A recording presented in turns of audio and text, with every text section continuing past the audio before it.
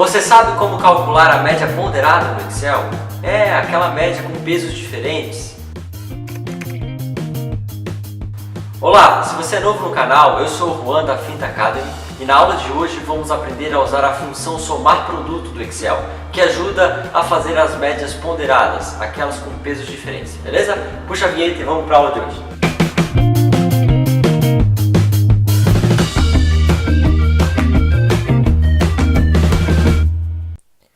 Vamos lá então, pessoal, para a aula de hoje. Hoje vamos falar sobre a função somar produto, uma função bastante versátil dentro do Excel e que nos ajuda aí a aplicar alguns cálculos estatísticos, né, como a média ponderada.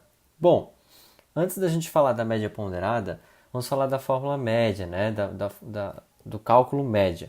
O cálculo média ele é uma referência, um resultado que faz com que nós consigamos trazer um índice no qual a gente vai se basear para um índice bom ou um índice ruim. Como, por exemplo, o número de vendas esse mês está acima da média. Significa que nós pegamos o histórico, períodos diferentes e tiramos a média, e fizemos a média. Assim, teremos um número-chave, um número a seguir, um número-alvo, no qual a gente consegue aí tomar como parâmetro tanto para análise positiva quanto para análise negativa.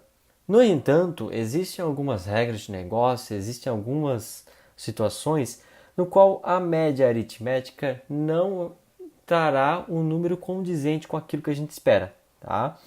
Quais exemplos? Bom, por exemplo, para a gente saber a média salarial dos empregadores, né, dos empregados dentro da minha organização. Não é simplesmente pegar aí os cargos no qual eu tenho ocupação e simplesmente fazer uma média. Então, suponhamos aqui que eu tenho uma tabela de número de colaboradores e o salário desses colaboradores, e aí eu tiro uma média. Tá? Então, se eu for tirar uma média de todos os meus salários aqui descritos, eu vou ter um resultado de R$ 1.833,50. Esse aqui que eu estou assumindo que é a minha média salarial.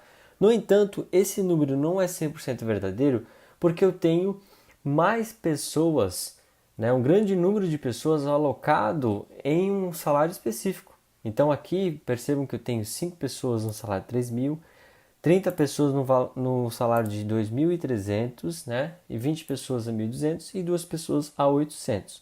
Então, isso quer dizer que eu tenho que trazer os pesos da quantidade de colaborador em cada faixa salarial. Isso vai fazer com que talvez o meu número fique maior ou talvez o meu número fique menor, dependendo do peso do número total de colaboradores que eu tenho dentro da organização. Então isso é um valor que eu não consigo achar pela média aritmética pura, que seria somar, né, o total de salários que eu tenho cadastrados dividido pela quantidade. Então não funciona dessa forma. Eu preciso achar o valor total adquirido de cada salário e dividir pela quantidade de pessoas, que seria basicamente pegar o salário vezes a quantidade de colaboradores dentro daquela faixa salarial. Isso vai fazer com que eu chegue no resultado de 110 mil na minha folha de pagamento. Então eu tenho aí 110 mil de salário para pagar para os meus colaboradores. Só que qual que é a média então salarial a que eu possa trazer? Seria então dividido pelo número total de colaboradores. Qual é o número total que eu tenho de colaboradores? Eu tenho um total de 57 colaboradores. Então a minha média salarial seria o total que eu tenho a pagar considerando todas as pessoas naquela faixa salarial, dividida pela quantidade de pessoas, que seria os 57. Então minha média salarial seria na verdade de R$ 1.934,73. Ô pessoal, rapidinho, desculpa atrapalhar a tua aula, é só um minutinho. Já se inscreveu no canal? Já ativou as notificações? Deixou aquele like para nós? Isso vai ajudar muito ao canal a trazer mais dicas para vocês. Beleza? Tô indo já. Valeu, obrigado, boa aula, até mais, até a próxima, valeu! Se eu tivesse, por exemplo, mais pessoas recebendo R$3.000, a minha média salarial aumentaria. Então vamos colocar aqui 10 pessoas ganhando 3.000. A minha média salarial agora passou a ser R$ 2.020,64. Já a minha média aritmética normal, ela se manteve a mesma coisa. Por quê? Porque ela está somente considerando as faixas salariais e não o volume de cada pessoa, né? O volume de cada faixa salarial. Aí que entra a questão do somar produto, para que ele consiga trazer para o cálculo essa compensação de peso, né? Trazer essa ponderação de volume, trazer o volume de cada faixa de valor que eu estou considerando. E aí chegar num número mais real. Só que para não precisar ficar, né, fazendo o cálculo de cada faixa salarial vezes o número de pessoas que está trazendo a informação, né, trazendo o peso, a gente usa a função somar produto para chegar nesses mesmos 125 em uma única fórmula, para não precisar ficar aí sobrepondo cálculos e ficar trabalhando com muitas funções dentro da minha planilha.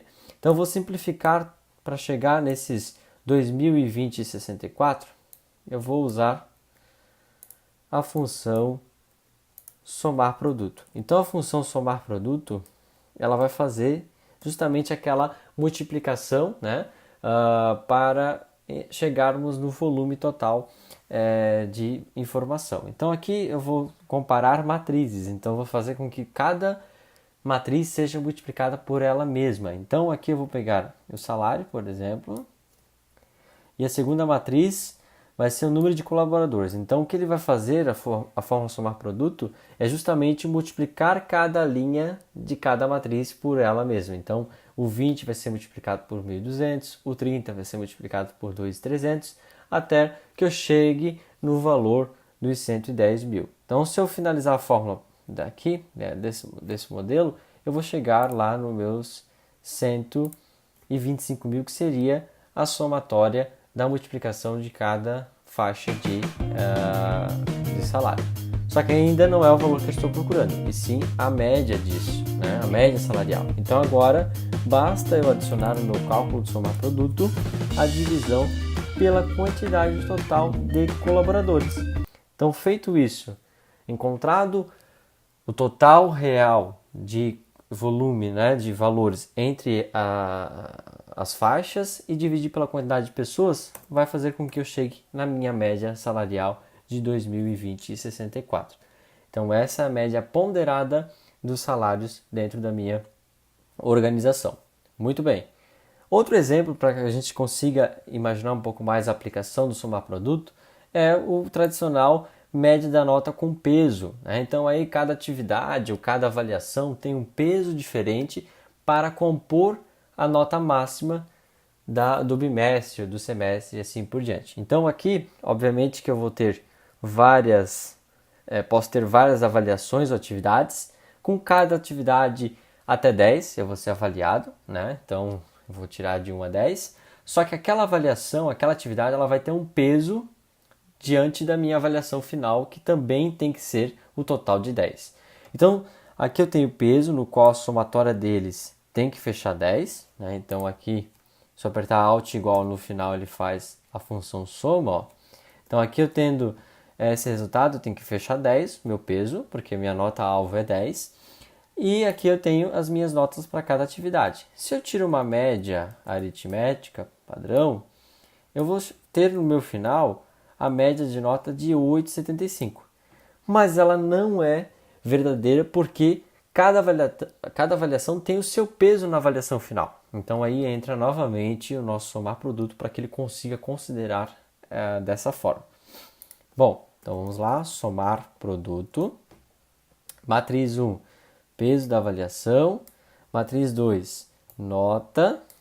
E aí eu vou fazer toda essa composição da participação e dividir pela soma do que? Do meu peso, né? Vou dividir pela minha soma esperada, que é de 10, que é o total, né, da minha nota que eu posso chegar.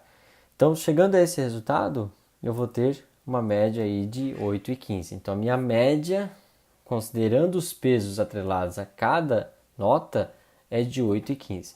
Então, se eu tirar uma nota baixíssima numa avaliação que eu tenho peso pequeno, ela não traz grandes problemas na minha nota final, né? O que numa média aritmética normal faria total diferença.